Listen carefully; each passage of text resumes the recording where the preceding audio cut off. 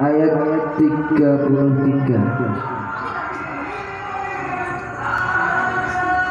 Wa ayatul lahumul ardul maitatu ahyainaha wa akhrajna minha habban faminhu ya'kulun wa ja'alna fiha jannatin min nakhilin wa a'nabin wa fajjarna fiha minal 'uyun liya'kulu min thamarihi wa ma 'amilathu aydihim afala yashkurun.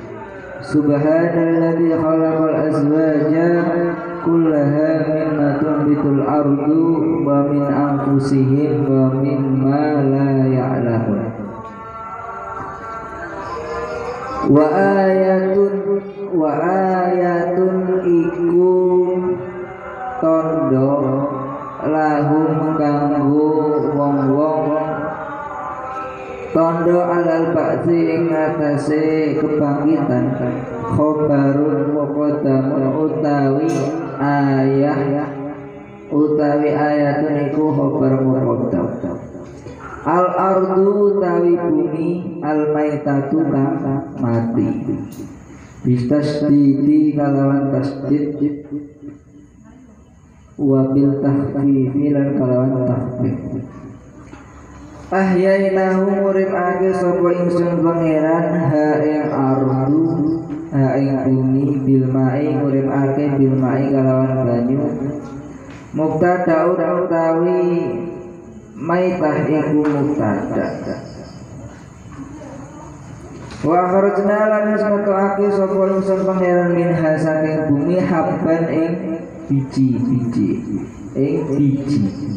kalahing tadi kaya dene gandum wa minulan iku setengah saking hub ya kulu wa minulan iku setengah saking hub ya kuluna padha mangan sapa wong-wong wa ja'alna lawas jadiake sapa ingsun pangeran fiha ing dalem bumi jannatin ing perkebunan Satina tegese perkebunan min nakhilin nyatane saking perkebunan kurma wa anabin lan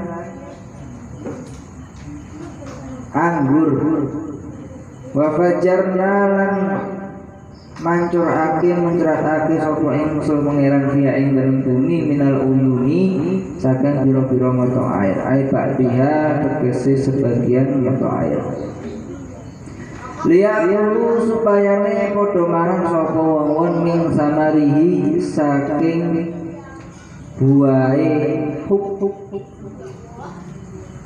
bi fathataini kalawan fathah loro au bi dhammataini atau lan dhammah loro. Kalau fathah loro samarihi, kalau dhammataini sumuri ai sumurul madkur ataupun samarul madkur ai samaril madkur tegese buah kang ditutur min nakhili saking kurma wa warihi lan saliyane kurma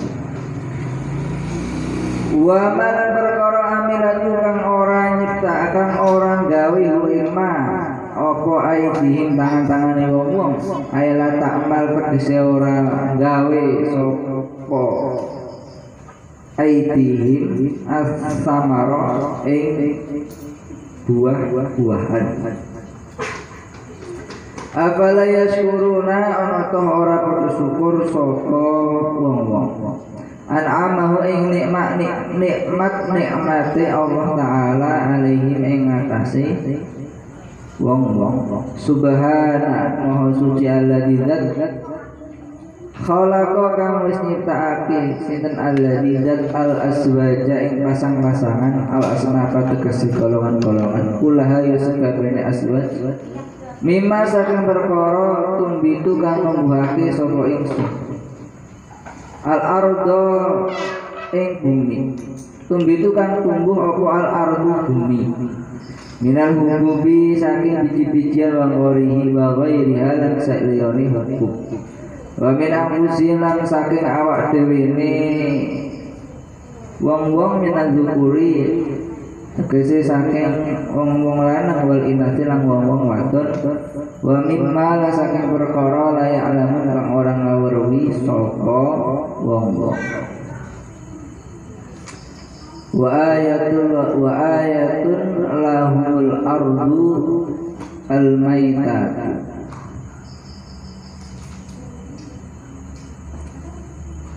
Suatu tanda bagi mereka,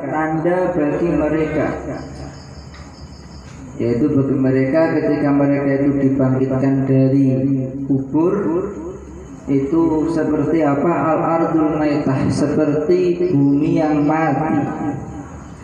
Ahyainaha, lalu kami menghidupkan bumi tersebut dengan didatangnya hujan dengan air. Wa akhrajna minha habban, kemudian dan kami mengeluarkan dari bumi tersebut biji-bijian, wa minhu, dan dari bijian tersebut ya'kulun, mereka makan. Wa ja'alna fiha jannatin, dan kami menjadikan di dalam bumi tersebut perkebunan min nakhilin, dari kurma, wa anabin, dan anggur, wa bajarna fiha minal uyun, dan kami memancarkan dari bumi tersebut mata air, liya'kulu, supaya mereka makan min thamari, dari buahnya bijian tersebut. Wa ma'amilatu aydihim, dan tidaklah mereka, tangan-tangan mereka itu menciptakan buah-buahan tersebut. Afala yashkurun, apakah mereka tidak mau bersyukur? Subhanalladzi maha suci dan khalaqal azwaja, yang ia telah menciptakan berpasang-pasangkan kulah semuanya, mimma dari perkara tumbitul ardu, yang bumi itu tumbuh, wa min anfusihim, dan dari diri mereka, wa mimma, dan dari perkara la ya'lamun, yang mereka tidak mengetahuinya.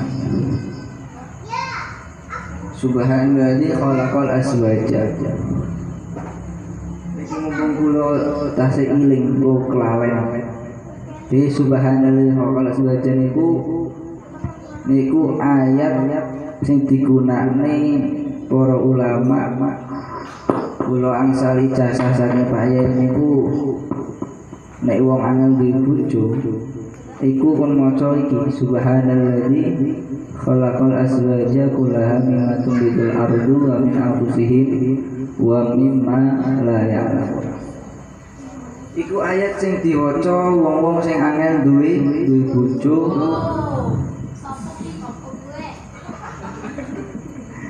Wong sing angel duwe bojo diwaca sing akeh. Nek arep bojone loro ya diwaca sing akeh. Arep bojone telu, arep bojone papat, diwaca sing akeh. Iki mumpung aku isih eling Mas, wedine kelalen.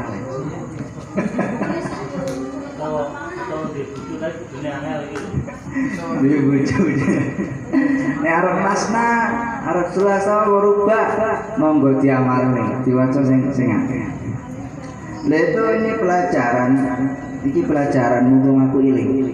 Iki itu pelajaran ayat-ayat Al-Qur'an itu, walaupun itu bercerita suatu hal, kadang itu digunakan oleh Nabi itu untuk doa.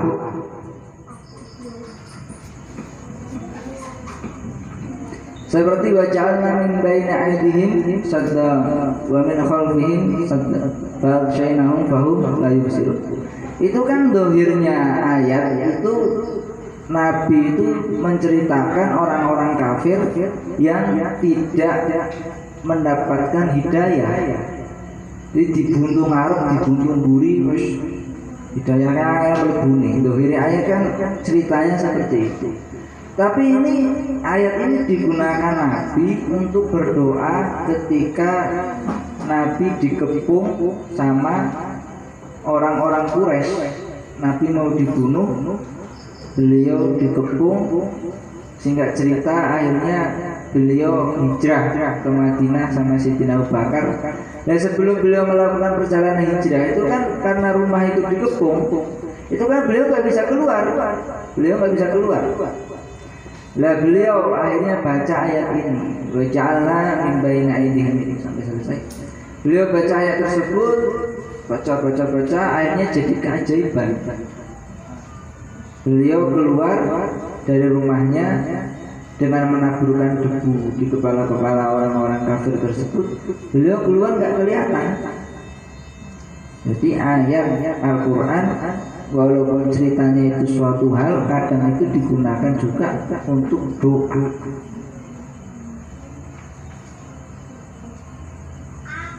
Ketika Nabi beliau di perang Badar itu juga. Ketika di perang Badar itu beliau juga doa. Sayuhzamul jam'u wa yuwalunad dubur wa bisaati apa?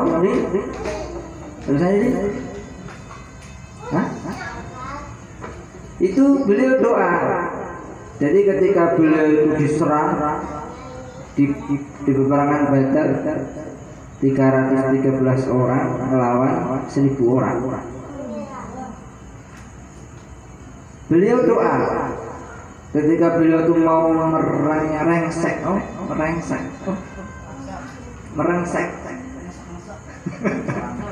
Ketika merengsek orang, ketika beliau itu mau maju melawan orang-orang kafir itu, beliau baca ayat tersebut, sayuzamul jam'u wa yuwalunad dubur. Mereka sekolongan itu akan dikalahkan dan mereka akan berpaling ke belakang. Itu kata Sayyidina Umar bin Khattab. Beliau itu sebelumnya nggak paham ayat ini, apa maksudnya ayat ini. Maka ketika Kanjeng Nabi itu perang, terus ketika perang Badar itu mau melawan musuh banyak, ternyata Sayyidina Umar bin Khattab beliau itu berubah. Oh, ternyata maksud ayat ini itu yang mau dikalahkan itu, yang mau dihancurkan itu ya orang-orang kafir. Beliau doa pakai ayat Al-Quran. Nah inilah kemudian karena dari sinilah para ulama itu mengkiaskan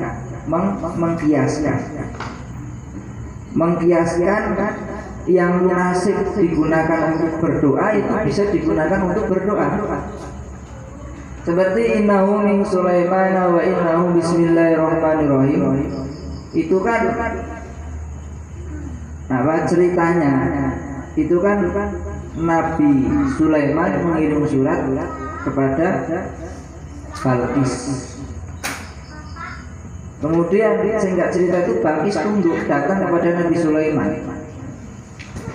Itu maka dibuat sama ulama, kalau kalian mau menundukkan seseorang itu ya dibacakan itu innahu min Sulaiman wa innahu bismillahirrahmanirrahim alla ta'lu alayya wa tuli muslimin. Itu dibaca banyak-banyak. Kalau rohanimu itu lebih tinggi daripada orang yang kamu bacakan, itu manjur. Tapi kalau kamu ya kerjaannya ngantuk baca 1000 kali ya, kalau kamu kalah rohaninya sama yang kamu bacakan ya enggak manjur. Ketika Nabi Musa menghadapi Fir'aun, itu kan Nabi Musa doanya itu wa fawidu amri ilallah innallaha basirun bil ibad.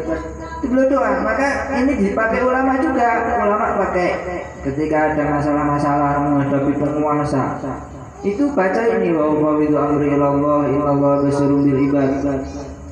Nabi Yunus ketika beliau diusir kaumnya, diusir di tanah iwa, nanjur iwa itu mau la ilaha illa anta subhanaka inni kuntu minadz dzalimin. Ini juga dipakai ulama untuk berdoa. Ketika kita ada masalah banyak numpuk, banyak baca la ilaha illa anta subhanaka inni kuntu minadz dzalimin. Nanti masalah kita akan selesai. Banyak termasuk ini juga apa? Subhanalladzi apa itu? Subhanalladzi khalaqal azwaja kullaha mimma tunbitul ardi. Itu juga termasuk, itu dipakai ulama. Itu kan artinya tadi kan berpasang-pasangan. Makanya kata ulama, ya kalau kamu baca ini mudah dapat jodohnya. Berpasang-pasangan. Nah ini itu supaya kita itu tahu. Ulama itu bikin wirid ya yang dibaca di sini buat istighosah, buat apa itu bukan nggak ada dalilnya. Itu tuh ada dalilnya. Itu yang niru sama Nabi. Jangan terus itu dikatakan bid'ah. Kita baca Yasin, wong Yasinan, wong tahlilan terus ngomong bid'ah. Itu bukan bid'ah, itu kamu tuh nggak tahu. Kalau nggak tahu tuh bilang nggak tahu, jangan menyalahkan. Kan repot karena ada orang tuh dia nggak tahu tapi menyalahkan. Nggak tahu tapi menyalahkan, itu yang repot. Ada orang istighosah disalahkan. Maka ada orang tamu ke pondok, sowan sama Pak Yai, orang Arab. Diajak keliling-keliling sama Pak Yai, kata orang Arab, ini ada bid'ah, karena orang istighosah, ini ada bid'ah. Dari ini Pak Yai, kowe ini orang sama mau bid'ah terus. Saya orang ngerti ke kowe istaghithuna rabbakum anni mumiddukum bi alafin minal malaikatil murdifin. Itu kan dari istighosah. Ketika Kanjeng Nabi di perang Badar, beliau itu istaghithuna rabbakum, beliau itu beristighosah, meminta pertolongan kepada Allah Subhanahu wa taala. Jadi wongnya ojo gampang nyalahne. Kadang itu yang nggak tahu itu kita, bukan amalannya yang salah. Karena pemahaman kita itu kan terjangkau, pemahaman kita itu terjangkau. Orang yang paham agama sempurna 100% itu Kanjeng Nabi. Yang paham 100% itu Kanjeng Nabi. Kemudian setelah Kanjeng Nabi siapa? Para sahabat. Kemudian setelah para sahabat siapa? Para tabi'in, para ulama, para kiai. Jadi kalau kita menyikapi amalan dari Kanjeng Nabi, kita menyikapi amalan dari para sahabat, itu sikapnya itu taat. Satu aja sikapnya itu, kita itu taat, nggak boleh protes. Kenapa kok begini? Oh itu kiai, kenapa kok bacanya begini? Kenapa? Kamu tuh jangan tanya kenapa. Kamu tuh taat aja, ikut aja. Kamu tuh nggak paham. Kamu tuh nggak paham. Jadi pemahaman kita itu kadang nggak sampai seperti pemahaman mereka. Pemahaman Nabi itu 100%. Sahabat di bawahnya Nabi, tabi'in di bawahnya sahabat. Ketika para fuqaha, para ahli usul fiqh, ahli fikih itu mungkin bisa menjelaskan ini kenapa kok ini niat itu harus seperti ini, karena hadisnya seperti ini, karena dia itu seperti ini, nanti usul fiqhnya seperti ini, mungkin bisa dijelaskan. Tapi kalau para wali itu kadang membuat suatu amalan itu nggak orang-orang biasa itu nggak bisa dipahami. Seperti Syekh Abdul Hasan Asy'adili, beliau membuat amalan kafaya yang sholat kifayatuna, itu artinya apa? Kok dibuat istighosah, dibuat doa, itu artinya apa? Kan tidak ada artinya. Itu Fatihus Suwar yang tahu artinya ya beliau. Kita nggak tahu artinya. Terus kita amal kenapa ya? Kita ikut beliau karena beliau sudah masuk, beliau wali, beliau beristighosah pakai itu. Nah di situ nanti kalau kita ikut beliau yang paham, ya nanti kita dapat barokahnya. Seperti Pak Yai Uzair.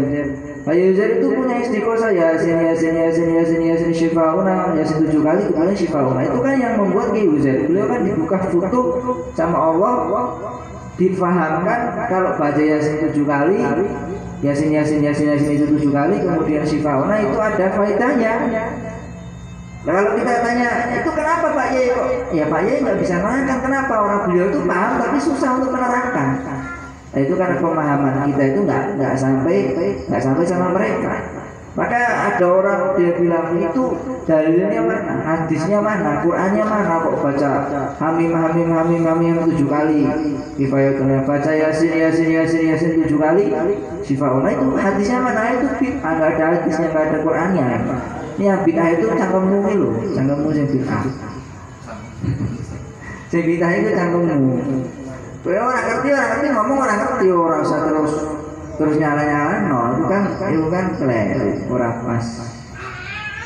Maka kita itu ya sikapnya taat gitu aja. Kayak kita sholat tarawih 20 rakaat ya. Kita tuh sholat tarawih 20 rakaat. Terus ditanya, kenapa sholat tarawih itu 20 rakaat? Ya nggak usah tanya, itu amalannya sahabat. pemahaman itu kan nggak sampai, pemahaman kita tuh nggak sampai pemahaman sahabat. Pemahaman kita itu pemahaman yang jauh terpaut 1442 tahun, jauh sekali. Nggak usah tanya, wes lakoni, butuh lakoni baik, butuh lakoni. Kayak kamu datang ke dokter, kamu minta obat, pak dokter saya itu sakit, saya minta obat. Kamu dikasih obat, kamu tanya, ini obat ini dari mana, bikinnya pakai apa, ini gimana, cara buatnya kok bisa jadi seperti ini gimana? Nah, kamu kalau tanya seperti itu ya, kamu nanti keburu mati sakit, nggak minum obat. Kalau itu ya kamu perlu sekolah dulu 20 tahun baru tahu, oh obat ini dibuatnya dari ini, kamu baru tahu. Itu urusan dunia aja seperti itu. Kamu datang ke dokter aja kamu nggak perlu tahu itu dari mana asalnya obat, bagaimana buatnya itu bagaimana, apalagi urusan agama itu lebih lagi. Makanya para alim ulama, para imam itu mereka tuh mengambil ya dari Al-Quran, dari hadis juga, tapi kadang kita yang nggak paham.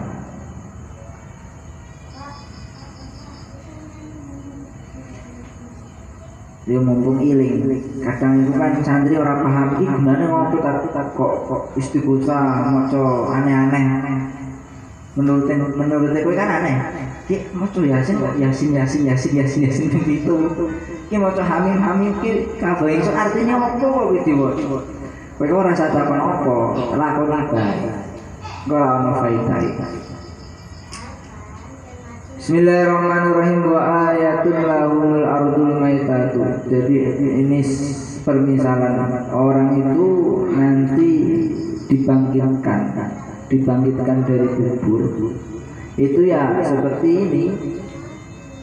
Jadi bumi itu bumi yang mati yang kering kerontang, seperti di mana?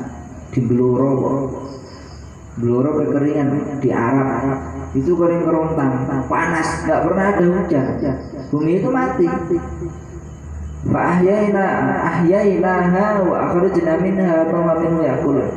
Kemudian kami turunkan hujan, menghidupkan bumi itu dengan hujan. Bumi yang mati tadi, yang kering kerontang tadi, dihujani oleh Allah. Akhirnya tumbuh biji-bijian, tumbuh-tumbuhan. Maka dari situlah orang-orang itu makan. Itu begitu juga ketika kita itu dikubur. Kita itu setelah mati itu kelihatannya itu sama. Semuanya itu tengkorak. Kecuali orang yang dipelihara sama Allah, jasadnya nggak busuk. Kalau kebanyakan manusia setelah mati itu semua tengkorak, kelihatannya semua sama. Tapi nanti setelah dibangkitkan dari kubur, itu manusia itu akan tumbuh, akan bangkit itu berbeda-beda sesuai dengan manusianya. Kalau orang beriman, masya Allah, dibangkitkan dari kubur itu berseri-seri, bercahaya. Tapi kalau orang kafir kepet, kayak kerang, hitam, lega. Begitu juga bumi itu kayak gitu. Jadi tanah yang sama itu akan timbul tumbuh-tumbuhan yang beda. Tanah yang sama itu akan tumbuh buah-buahan yang berbeda. Begitu juga ketika kita nanti manusia itu mati, tengkorak yang sama dibangkitkan juga beda-beda. Ya mutul mar'u itu ala ma'asya wa yub'atsu ala ma mata.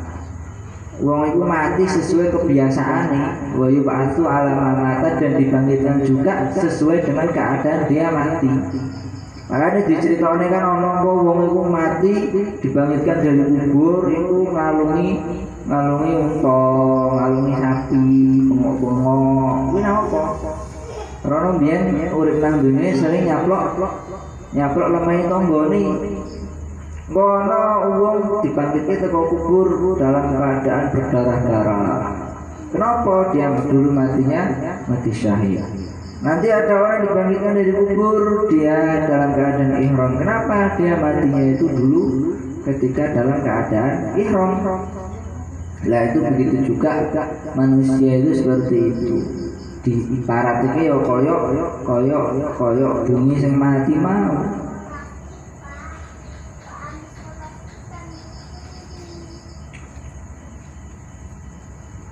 Maka kita itu jangan punya pikiran setelah mati itu selesai, itu jangan. Orang kok punya pikiran setelah mati itu urusannya selesai, itu keliru. Jadi kita hidup itu harus paham dari mana kita asal diciptakan dan setelah kita mati itu akan kemana. Ini banyak dilupakan orang. Orang itu banyak lupa. Jadi urip ning dunia sampai naik dewi seolah-olah urip ning dunia itu akhir dari cerita kehidupan. Ternyata enggak. Makanya pesannya Kanjeng Nabi niku kan pun fidunya ka'anna gharib aw abiru sabil. Dadi kowe ning dunia iki kaya wong asing, wa abiru sabilan kaya wong sing dalam melakukan perjalanan. Abiru sabil wong isih nglakoni perjalanan. Wong memang manusia iku isih nglakoni perjalanan. Mau nih awal dewi kan neng alam arwah alastu birobikum qalu bala syahidna wa aku ki pangerane sira kabeh yo jenengan pangerane aku. Setelah alam arwah selesai pindah ke alam rahim. Setelah alam rahim selesai pindah ke alam dunia. Setelah alam dunia selesai nanti akan pindah ke alam kubur. Setelah alam kubur selesai pindah nanti ke alam akhirat. Setelah di akhirat nanti pindah lagi, ima di surga, ima di neraka. Gak ada tempat di tengah-tengah surga neraka, gak ada. Itu perjalanan manusia baru selesai. Maka kita itu jangan punya pemahaman toh. Kok urip nang dunia ki koyok-koyok yo dintek-entek go seneng-seneng tok. Ora pemahaman iku yo kleru. Ya koyok ayat itu. Jadi lemah ke podol tapi bisa tumbuh yang berbeda-beda. Ono sing metu bar diudani metu anggur, ono sing diudani sesuai dengan bijinya lah. Bijinya itu ya kehidupan kita di dunia ini loh. Kalau biji anggur ya keluar anggur sesuai dengan bibitnya. Bibit kera ya keluar kera. Bibit kera aja tuh dolanan ini gawe ngaji dolanan, ngopo-ngopo dolanan. Toleh bibit-bibit kera. Ngono dipanggil nih, jadi benih kera beli dari. Udah kowe dongeng benih mana? Ya sebelum tumbuh itu kayaknya sama, tengkorak semua, tapi setelah tumbuh itu beda. Fakta biru ya ulil absor, maka ambillah pelajaran orang-orang yang cerdas. Jadi wong sing ngrenung tok sing ngerti niki wong sing gelem ngrenung, nek wong orang ngrenung yo orang ngerti maksudnya apa. Waja'alna fiha jannatin min nakhil wa anabin fiha minal uyun, dan kami menjadikan di tanah tersebut itu perkebunan dari apa?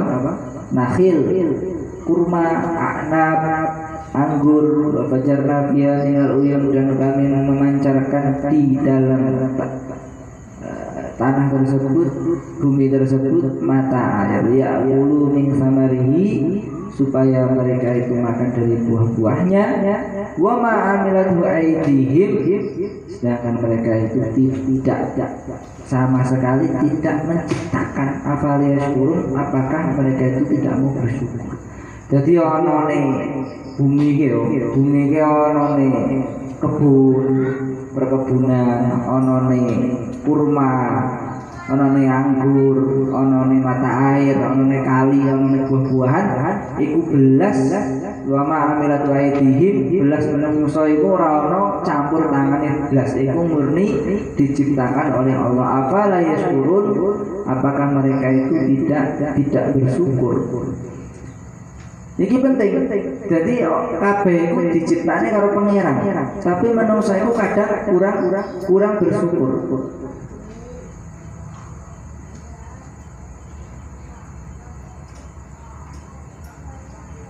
Jenengan itu kan apa pernah ngerasa menciptakan sesuatu? Jenengan apa pernah ngerasa menciptakan apa? Perahu, menciptakan anggur ini contohnya anggur kurma. Kowe apa pernah ngerasa nyiptakne kurma, nyiptakne anggur? Kan ora pernah. Apa kowe pernah ngerasa menciptakan ayam, menciptakan sapi, menciptakan kuda? Pernah ora? Ora pernah. Lha iku sing nyiptakne sapa? Sing nyiptakne pangeran. Tapi manungsa iku kadang ora mikir. Karena orang mikir itu jadinya orang syukur, makanya hafal syukur. Apakah mereka itu tidak bersyukur? Makanya nikmat yang diberikan kepada manusia itu banyak yang tidak disyukuri oleh manusia sendiri. Kenapa? Karena manusia itu nggak paham dengan nikmat yang diberikan tersebut. Nah ini makin tekannya bahas bab syukur. Jadi wong bisa syukur itu karena dia itu ngerti sapa sing ngenehi. Tapi nek kenapa wong kok ora iso syukur karena ora paham sapa sing ngenehi.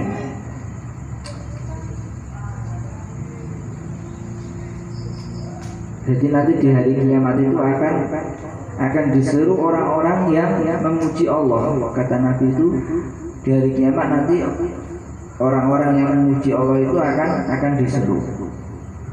Maka mereka bangun semua. Setelah mereka bangun, mereka dikumpulkan di suatu tempat, diberi panji. Tahu panji? Dikai bendera. Iki kelompoke wong-wong sing seneng muji Allah. Jarene kan para sahabat tanglet karo Kanjeng Nabi, ya Rasulullah iku sapa wong sing seneng muji Allah iku sapa? Oh jarene para sahabat, jarene Kanjeng Nabi iku wong-wong sing syukur marang Allah. Disyukur itu suatu derajat. Maka syukur karena syukur itu kan suatu derajat. Wasykuruli wala takfurun. Jarine pangeran, wis syukur ning aku, aja pernah ngingkari nikmatku. Syukur ning aku, aja pernah ngingkari nikmat. La in syakartum la azidannakum. Lek kowe gelem syukur, bakal tak tambahi. Wa in kafartum inna adzabi lasyadid. Nek kowe ora gelem syukur iku ya kowe pantes entuk azab. Makanya niki diceritakne kali Kanjeng Nabi. Jadi pada zaman Bani Israel itu ada 3 orang. Ada 3 orang. Yang pertama orang tersebut itu dia itu berpenyakit kusta. Kau ngerti penyakit kusta? Penyakit kulit.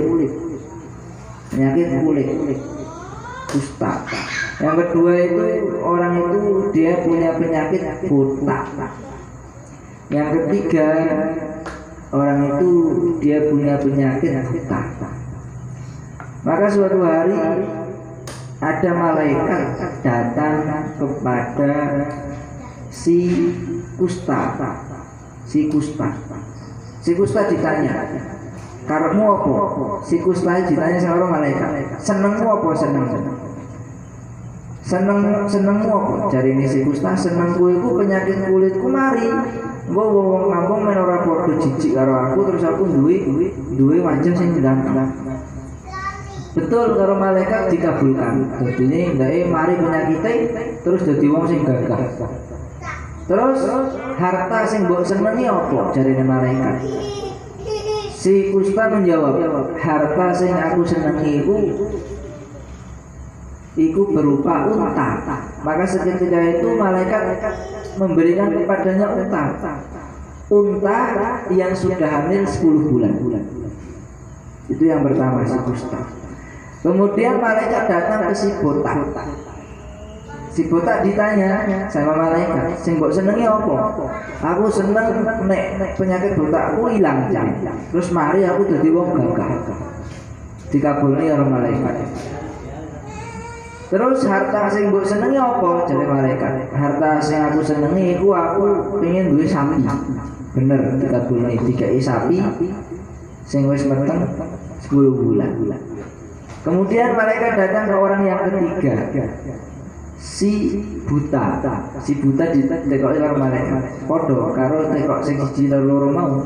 Kowe senenge apa? Senenge motone mari bisa weruh yo gagah dikabulkan karo malaikat. Bondo sing mbok senenge apa? Harta sing mbok senenge apa? Harta sing aku senengi iku jarine si buta aku seneng wedhus. Bener dikek wedhus hamil 10 bulan. Setelah singkat cerita, setelah berjalan beberapa waktu yang lama, akhirnya 3 orang tadi itu menjadi orang yang gagah, orang yang kaya. Malaikat datang lagi kepada mereka bertiga. Malaikat datang kepada si kusta dengan menyerupai rupanya si kusta. Jadi plek penyakit si kusta dia itu ditiru oleh malaikat. Kemudian datang kepada si kusta yang pada waktu itu si kusta, si buta dan si buta itu sudah menjadi orang kaya semua. Malaikat datang dengan menyerupai seorang yang punya penyakit kusta. Datang ke kusta. Wahai kusta, wahai fulan, saya datang kemari ke kamu itu untuk meminta unta kamu satu saja. Saya itu dalam perjalanan kehabisan bekal. Saya mau melanjutkan perjalanan saya, tapi bekal saya itu habis. Apakah saya itu boleh meminta perbekalan unta satu saja sama kamu? Maka kata si kusta, nggak boleh. Saya masih ada banyak hak yang mau saya tunaikan. Nggak bisa kamu minta sama saya. Maka kata si malaikat, loh, bukannya kamu itu dulu miskin, kamu itu dulu penyakitan. Kayaknya saya itu kenal sama kamu dulu. Kata si kusta, ora, aku kayak sugih kawit mbah-mbahku biyen. Aku gagah kayak biyen, ora gelem ngakoni. Akhirnya didongakne karo malaikat. Semoga engkau menjadi orang yang celaka dan kembali seperti dulu. Kemudian si malaikat datang ke orang yang kedua. Namanya si botak tadi ya. Si botak ditanya, botak, aku iki dalam perjalanan padha bae entek perbekalan entek. Aku njaluk sapimu siji. Tak nggo nglanjutne perjalanan. Jawabannya padha karo si kusta mau. Akhirnya singkat cerita didongakne karo malaikat donga sing elek. Kemudian datang ke orang yang ketiga, namanya si buta. Datang ke si buta. Malaikat datang ke si buta, kemudian menyampaikan hajatnya. Dia malaikat itu menyerupai si buta juga. Dia itu datang kepada si buta dengan keadaan buta, minta kambing satu untuk melakukan perjalanan. Kata si buta, oh iya monggo, saya itu dulu seperti kamu. Saya itu dulu buta, dulu tuh saya miskin, gak punya apa-apa. Kalau kamu mau minta kambing silakan pilih sendiri, silakan ambil. Sakarepmu cukup belum lanjutnya perjalanan. Akhirnya didoakan kebaikan sama malaikat. Lah singkat ceritanya akhirnya 2 orang si buta dan si kusta tadi itu kembali miskin dan kembali berpenyakit karena dia itu nggak mau bersyukur, karena dia itu mengkufuri nikmatnya Allah, nggak mau nolong saudaranya, dan akhirnya si buta tadi itu dia itu nikmatnya ditambah-tambah sama Allah Subhanahu Wa Taala, menjadi tambah menjadi tambah suki. Nah itu pelajaran bagi kita. Itu diceritakan sama kanjeng Nabi.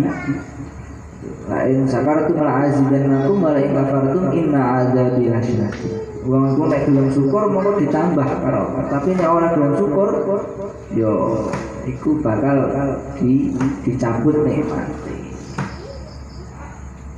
Nah syukur itu yo makom. Syukur itu yo makom. Bahkan sebagian ulama itu mengatakan syukur itu adalah termasuk makom yang tertinggi. Karena dibanding makom-makom yang lain seperti makom sabar, makom zuhud, makom khauf, itu kenapa kok dikatakan syukur itu termasuk makom yang lebih tinggi? Karena nanti syukur itu walaupun ahli surga nanti kalau sudah di akhirat sudah di surga itu syukur itu masih di bawah. Ahli surga itu doanya wa akhiru da'wahu alhamdulillahi rabbil alamin. Itu doanya orang yang di surga. Jadi di surga masih mengucapkan alhamdulillah. Tapi di surga nanti nggak ada sabar lagi, nggak ada zuhud lagi, nggak ada khauf lagi, nggak ada tobat lagi, nggak ada. Tapi kalau syukur di surga masih ada. Makanya itu kata ulama, sebagian ulama itu mengatakan makom syukur itu makom yang lebih tinggi daripada makom-makom yang lain. Nah terus orang itu mau men bisa syukur itu piye? Carane men bisa syukur itu piye?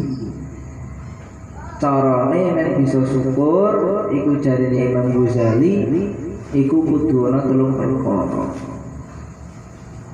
Sing pertama wong iku bisa syukur iku nek wong iku iktiraf ataupun ilmu ataupun mengetahui. Dia itu mengetahui, dia itu punya ilmu, dia itu punya pengetahuan. Baru nanti dia bisa bersyukur. Mengetahui tentang apa? Yang pertama itu mengetahui tentang nikmat dan hakikat nikmat. Jadi perlu ngerti masalah nikmat karo hakikatnya nikmat.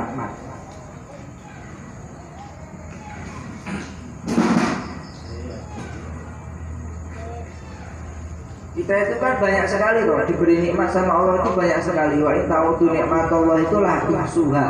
Seandainya kon ngitung nikmat Allah itu orang bakal bisa dihitung. Kowe dikai motor, dikai rum. Dasmu ning dhuwur ora ning ngisor. Motomu ning dhuwur ora ning ngisor. Irungmu iku madhepe ning ngisor ora ning dhuwur. Sisa bayangno nek irungmu itu madhepe nang dhuwur. Terus kowe iku dalan ndi? Pelopok kan motomu ku yo, motomu nang dhuwur, ora didalen nang sikil. Biasane motomu didalen nang sikil priye? Aneh kok. Itu kan suatu nikmat toh. Cuma awake dhewe ora ngerti. Irung golongan irungmu dikai piro? Loro. Biasanya dikai golongan cilik ngono. Bahkan kan yo nyoro. Makanya itu orang itu harus tahu tentang nikmat. Nek pengin syukur itu wong kudu ngerti tentang nikmat. Nikmat sing wis dikai pangeran nang awake dhewe kuwi ora karuan. Dan bertingkat-tingkat sesuai apa? Sesuai kehendak Allah. Ada orang diberi nikmat harta banyak, ada orang diberi nikmat harta cukup, ada orang diberi nikmat harta setengah, ada orang diberi nikmat ilmu banyak, ada orang diberi nikmat ilmu setengah. Itu ya sesuai kadar, dan itu ya perlu disyukuri semua. Kalau nggak kamu syukuri ya inna azabina syadid itu parah malah. Tapi nek kamu syukuri kok ditambah-tambah nek karo pengiran. Wong ora kenal Rasulullah. Wong nek ngerti hakikat nikmat, tentang nikmat itu wong ora iso Rasulullah. Itu yang pertama, itu harus tahu. Tentang nikmat itu harus tahu. Nikmat itu sing dipengaruhi kayak pengiran karo dhewe kan akeh ora karuan. Kowe apa pernah nang ayat iki kan disebutnya menungsa iku ora pernah nyiptakne jenenge biji-bijian tumbuh-tumbuhan kan ora pernah. Dikai gratis karo pangeran. Nyeblokne Indonesia. Indonesia iku kowe nyeblokne balangno apa jenenge biji pelem itu pol. Wes yo kowe dipet gratis. Kowe balangne apa jenenge telo balangno to ya tukul, balangno apa tomat, bayam, balangne wiji cabe itu tukul dhewe terus dikai gratis ora pun bayar. Iku kowe lak kowe nek ngerti hakikat nikmat tentang nikmat kowe ora bakal ora iso syukur mesti wong iku syukur. Wong sing ora iso syukur kan masalah iku ora ngerti tentang nikmat, ora ngerti hakikat nikmat. Padahal nikmat sing dikai pangeran ora wae pun akeh ora karuan ora iso diitung, wa ing ta'udu nikmatallahi la tuhsuha. Nikmat sing dikai nang awake dhewe iku ora iso diitung. Itu harus mengetahui. Kemudian mengetahui yang kedua itu mengetahui siapa yang memberi nikmat. Jadi wong iku mek pengen syukur iku kudu ngerti sapa sing ngeki nikmat. Sing ngeki nikmat dhewe itu kan Gusti Allah. Ketika kamu dikasih rezeki sedikit, itu jangan mengeluh. Kenapa kok kamu mengeluh? Kan itu kan diberi sama Allah. Jadi kita itu memandang yang memberi, bukan yang apa yang diberi. Ya itu baru nanti bisa bersyukur. Kalau kita itu memandang apa yang diberi, bukan siapa yang memberi, ya itu nanti repot. Kamu itu dapat apa ya, pulpen. Dapat pulpen dari sang kekasih. Itu rasanya piye? Kan wow. Tapi entuk pulpen tak misbah piye? Dalane salam mari. Kan beda. Jadi kamu ketika mengetahui siapa yang memberi, itu nanti akan timbul suatu penghargaan yang lebih. Misalnya kowe dikei sapu tangan karo ulama. Itu kan suatu hal yang luar biasa. Kamu mesti disimpen ora karuan, dirumati ora karuan. Tapi ketika kamu mendapat sapu tangan dari penjual ayam, itu biasa. Ketika kowe ngefans karo artis, iki wong saya rodok error. Ngefans karo artis. Ketemu artis terus dikai dalamane artis. Mesti kowe royokan, karena kowe ngefans. Padahal dalamane lho, mau dalamane artis royokan. Kan teke ora tinggal, tapi dia tuh memandang ini diberi artis. Lah nikmat yang diberikan kita semua itu bukan diberikan ulama, bukan diberikan siapa-siapa, tapi diberikan yang menciptakan ulama, yang menciptakan artis, yang menciptakan penjual ayam, yang menciptakan semuanya. Lah kok awake dhewe ora syukur itu kan ya kurang renung. Makanya kita itu bisa syukur ya harus mengetahui siapa yang memberi kepada kita, bukan apa yang diberi. Ketika kita diberi rezeki sedikit ya tetap syukur, karena memandang ini rezeki itu datanya dari Allah, bukan dari apa-apa, bukan dari makhluk. Ketika kita diberi rezeki banyak ya tetap syukur. Syukurnya bukan karena banyaknya, tapi syukurnya itu karena yang memberi.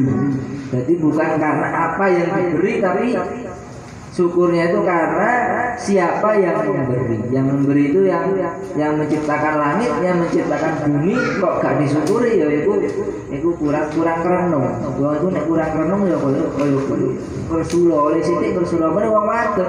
Sing seniku wong wadon. Bojone kerja, bayarane rotok sithik. Sithik temen masuk. Gue belanja ora cukup kiye. Nah itu kurang renung. Jadi disyukuri. Lain sakartum la azidannakum. Mau ditambah karo pangeran. Rezeki itu kan wa may yattaqillah yaj'al lahu makhraja wa yarzuqhu min haitsu la yahtasib. Allah tuh mampu kok memberi rezeki itu min haitsu la yahtasib, tidak disangka-sangka. Syaratnya satu, takwa. Kemudian yang ketiga itu kita supaya bisa bersyukur, mengetahuinya itu mengetahui siapa yang diberi nikmat, siapa yang diberi nikmat. Yang diberi nikmat itu kan kita, berarti kita yang nikmat. Jadi seluruh makhluk itu kan objek itu apa namanya ya, objek yang ditundukkan. Kita itu kan aslinya hamba yang hina kok. Kita itu aslinya hamba yang hina. Manusia itu dari setetes air mani. Setetes air mani kemudian menjadi air mani. Gila nih loh, air mani Gus. Gila nih Gus. Manusia ke setetes dari air mani yang gila nih. Kemudian menjadi segumpal darah. Mudghah, kemudian alaqah menjadi alaqah saya baru mudghah, kemudian menjadi segumpal daging, baru jadi janin, baru jadi manusia. Kamu yang asalnya itu dari mani yang hina, kok bisa diberikan Allah berbagai nikmat? Ya kan, dikai bojo sing ayu. Teko air mani dikai bojo sing ayu kan syukur ora karuan. dikai apa? Yo macam-macam dikai. Ya itu makanya orang itu harus siapa yang diberi nikmat. Kita tuh harus sadar kita itu dari diciptakan dari sesuatu yang hina, kok diberi nikmat banyak sekali sama Allah, itu ya perlu disyukuri. Kemudian yang kedua, itu syukur itu ya harus dengan hal. Orang itu harus tahu keadaan, perasaan dia. Kalau dia itu tahu perasaan dia, apabila diberi nikmat dia itu gembira, dia itu bahagia, senang, tapi gembiranya itu bukan karena apa yang diberi, tapi siapa yang memberi, itu sama. Ini kan perasaan hati. Kalau tadi kan kita harus tahu dulu. Sekarang setelah kita tahu, kita itu harus punya perasaan. Jadi syukur orang karuan ketika kita diberi siapa yang memberi Allah. Kemudian yang ketiga itu harus ada amal, perbuatan menggunakan nikmat yang diberikan itu, yaitu untuk mendekatkan diri kepada Allah Subhanahu Wa Taala. Maka kata Syaikhul Sakandari, nikmat itu dengan amal itu ada tiga. Yang pertama itu dengan lisan. Yang kedua itu dengan arkan, dengan anggota tubuh. Yang ketiga itu dengan jinan, dengan hati. Jadi orang itu bisa syukur dengan amal, dengan perbuatan itu. Ada kalanya yang pertama itu bilisan, dengan lisan dia mengucapkan alhamdulillah. Ketika kamu selesai makan, alhamdulillahilladzi at'amani hadzal ta'am wa razaqani min ghairi haulin minni wala quwwah. Itu syukur. Ketika kamu habis sholat, alhamdulillah 33 kali itu syukur. Alhamdulillah ala kulli hal, syukur. Ketika kamu sedang apa, alhamdulillah itu namanya bersyukur dengan lisan, dengan ungkapan. Bisa juga ini kepada manusia, kepada Allah juga bisa kepada manusia, tapi hakikatnya semua itu syukur bil lisan itu hakikatnya kembali kepada Allah. Contohnya kamu syukur sama manusia, misalnya kamu diberi sesuatu sama manusia. Misbah dikai duit karo hikam karo sewu. Oh matur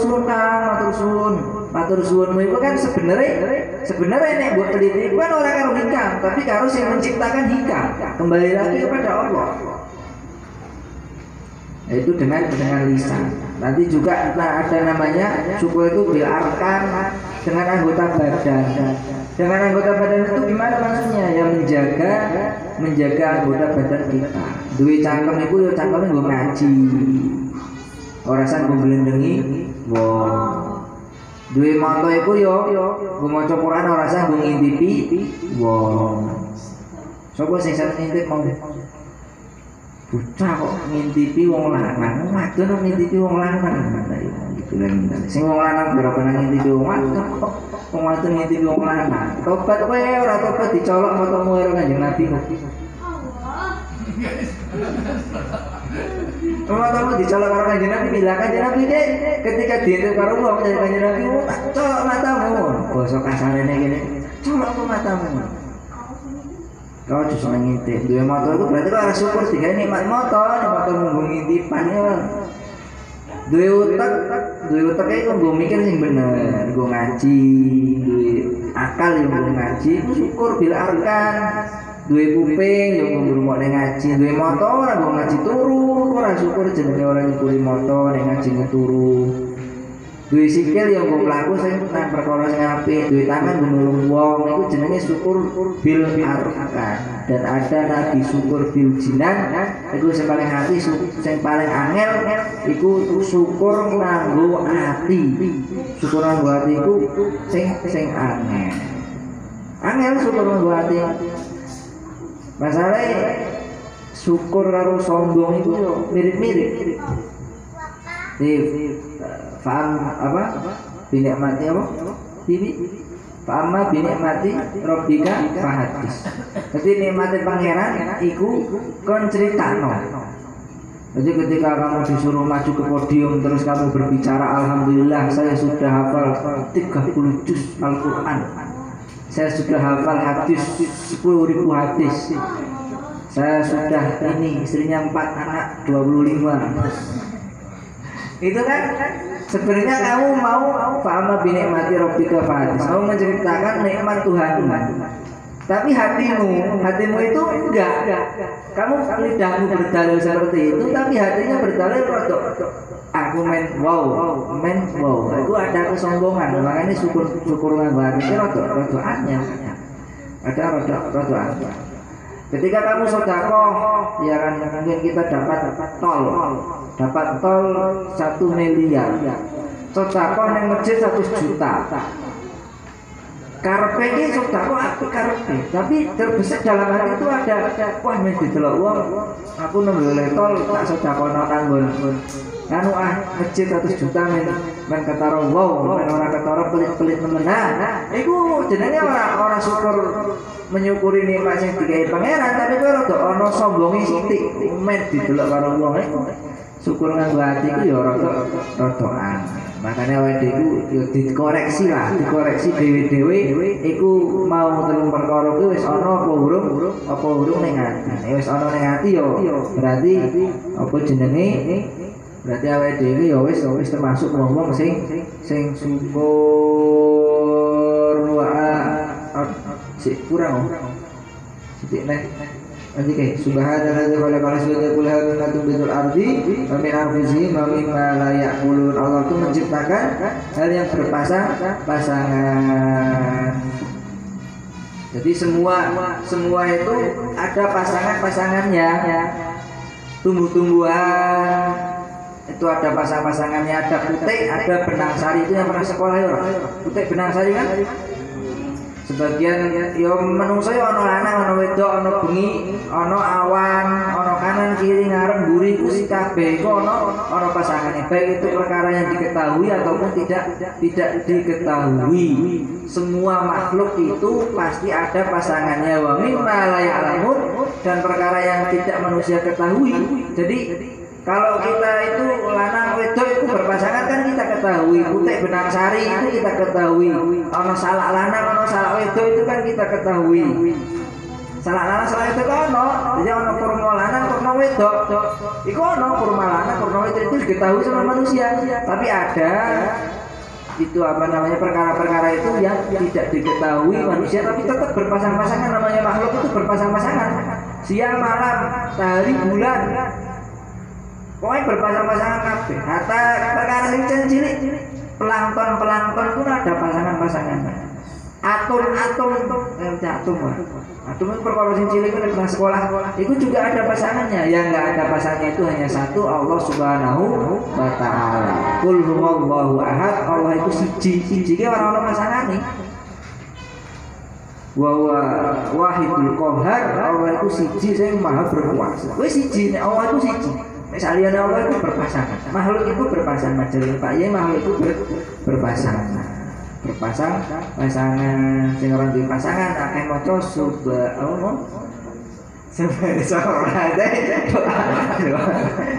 Subhanallah khalaqal azwaja kullaha mimma tumbitul ardi wa mimma la ya'lam. Iku diwaca ning aku.